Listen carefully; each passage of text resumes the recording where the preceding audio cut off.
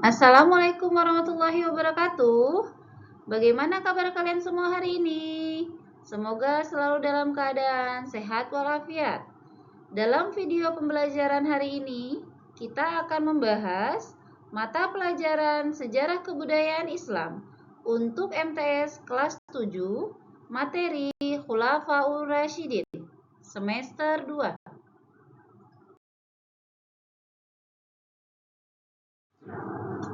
Sebelum kita membahas lebih jauh tentang siapa sajakah Khulafaur Rasyidin, kita harus tahu dulu apakah itu Khulafaur Rasyidin. Khulafaur Rasyidin berasal dari kata khulafa dan ar-rasyidin. Kata khulafa merupakan jamak dari kata khalifah yang artinya pengganti, sedangkan kata ar-rasyidin berarti mendapat petunjuk. Jadi, Khulafaur Rasyidin menurut istilah merupakan suatu pemimpin umat dan kepala negara yang telah mendapatkan petunjuk dari Allah Subhanahu wa taala untuk meneruskan perjuangan dari Nabi Muhammad SAW. Jadi, yang melatar belakangi terbentuknya pemerintahan Khulafaur Rasyidin bermula setelah Nabi Muhammad SAW wafat pada tahun 632 Masehi. Umat Islam menghadapi situasi yang cukup genting. Siapa yang akan memimpin umat? Untuk itu, para sahabat berkumpul dan berembuk mencari pemimpin yang bisa melanjutkan perjuangan beliau.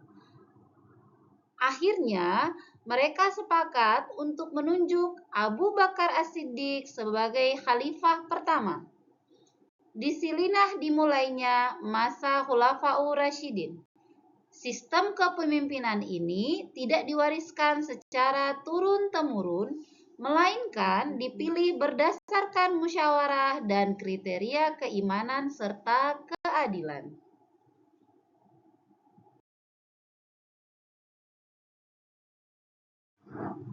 Mari kita mengenal Khalifah pertama pengganti Rasulullah Shallallahu Alaihi Wasallam, yaitu Abu Bakar As-Siddiq. Abu Bakar As-Siddiq dikenal dengan pribadi yang lembut, jujur, dan sabar. Nama lengkap beliau adalah Abdullah bin Abu Quhafah. Beliau lahir di Mekah 573 Masehi atau tahun kedua setelah kelahiran Rasulullah Sallallahu Alaihi Wasallam. Beliau diberikan gelar As-Siddiq karena beliau adalah orang yang selalu membenarkan apa yang disampaikan oleh Rasulullah Sallallahu Alaihi Wasallam. Dan beliau pula lah merupakan khalifah pertama pengganti Rasulullah yang dibaiat melalui musyawarah.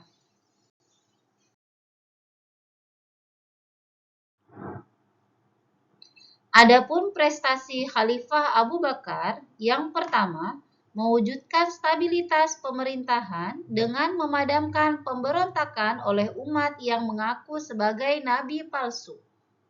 Kedua, melakukan rintisan perluasan wilayah ke beberapa jazirah Arab. Ketiga, menata administrasi pemerintahan. Yang keempat, dimulainya kodifikasi Al-Quran.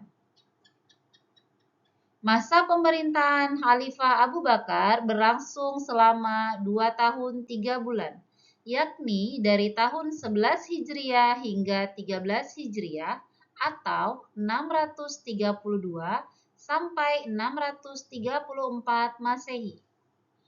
Beliau wafat pada tanggal 22 Jumadil Akhir tahun 13 Hijriah.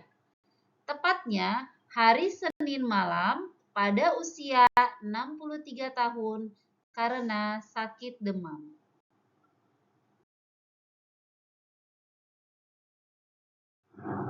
Khalifah kedua pengganti Rasulullah adalah Umar bin Khattab. Beliau dikenal dengan sosok pemberani dan tegas dalam menegakkan hukum Islam. Nama lengkap beliau adalah Umar bin Khattab bin Nufail bin Abdul Uzza bin Riyad bin Abdullah bin Qurt bin Razah bin Adi bin Ka'ab bin Lu'ai al-Quraisy al-Adawi. Beliau lahir di Mekah 582 Masehi. Usia beliau 13 tahun lebih muda dari Rasulullah Shallallahu Alaihi Wasallam. Beliau diberikan gelar Al-Faruq karena beliau adalah orang yang tegas dalam membedakan yang hak dan yang batil. Abu Bakar As-Siddiq sebelum wafat telah menunjuk Umar bin Khattab sebagai khalifah pengganti dalam memimpin umat Islam.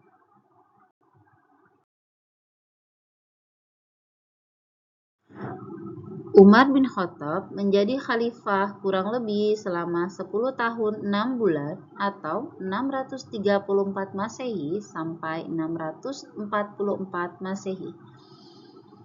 Beliau memiliki prestasi selama memimpin. Yang pertama, perluasan wilayah Islam mulai dari semenanjung Arabia, Palestina, Syria, Irak, Persia, dan Mesir. Yang kedua, dalam mengatur administrasi keuangan. Prestasi yang ketiga yaitu menetapkan kalender Hijriah. Khalifah Umar bin Khattab wafat karena ditikam oleh seorang budak Persia bernama Abu Lulu'ah al-Majusi di usia beliau yang ke-63 tahun pada saat beliau sedang memimpin sholat subuh di Masjid Nabawi. Abu Lulu'ah menikam khalifah dengan pisau bermata dua sebanyak beberapa kali. Tikaman inilah yang menyebabkan beliau luka parah pada tubuhnya.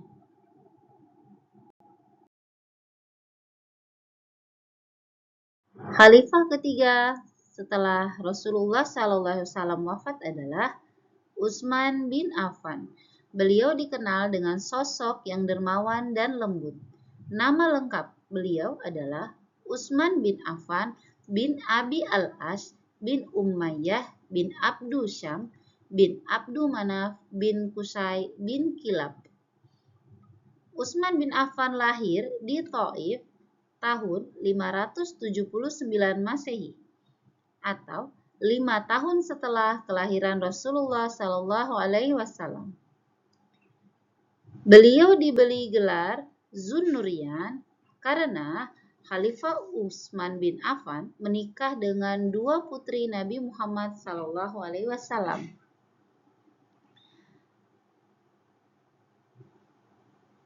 Utsman bin Affan adalah khalifah ketiga pengganti Rasulullah yang dipilih oleh Dewan Syuro yang dibentuk oleh Umar bin Khattab sebelum beliau wafat.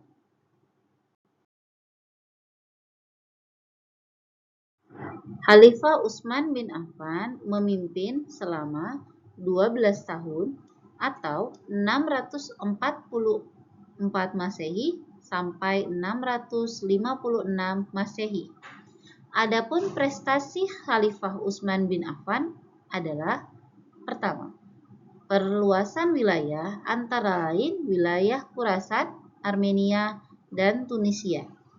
Kedua, pembukuan dan penggandaan Al-Quran yang dikenal dengan Mushaf Utsmani.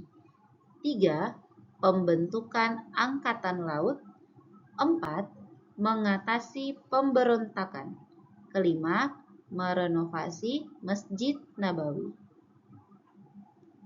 Khalifah Utsman bin Affan wafat pada hari Jumat 17 Zulhijjah 35 Hijriah atau 655 Masehi. Beliau wafat karena dibunuh oleh pemberontak yang masuk di rumah saat beliau sedang membaca Al-Quran.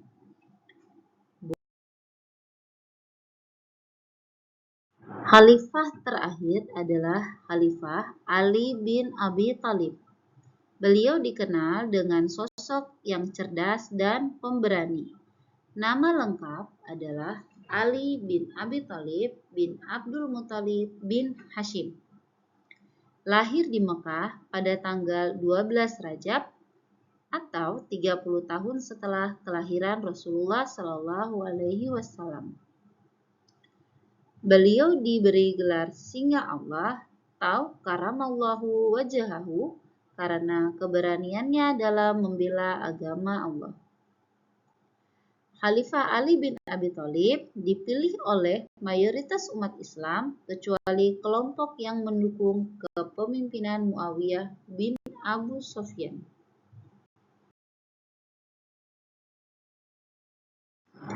Khalifah Ali bin Abi Thalib memimpin kurang lebih selama 5 tahun, yakni pada tahun 35 sampai 40 Hijriah atau 656 sampai 661 Masehi. Adapun prestasi Ali bin Abi Thalib adalah yang pertama, memperbaiki sistem pemerintahan, yang kedua, membenahi pengelolaan keuangan, 3. Pengembangan ilmu pengetahuan dan bahasa. Yang keempat, membangun kota Kufah. Khalifah Ali bin Abi Thalib wafat pada tanggal 24 Januari 661 Masehi. Ketika beliau sedang dalam perjalanan menuju Kufah, beliau terkena hantaman pedang beracun di dahinya, hingga menyebabkan beliau meninggal.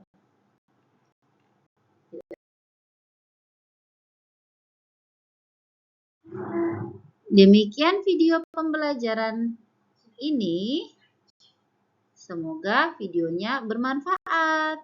Assalamualaikum warahmatullahi wabarakatuh.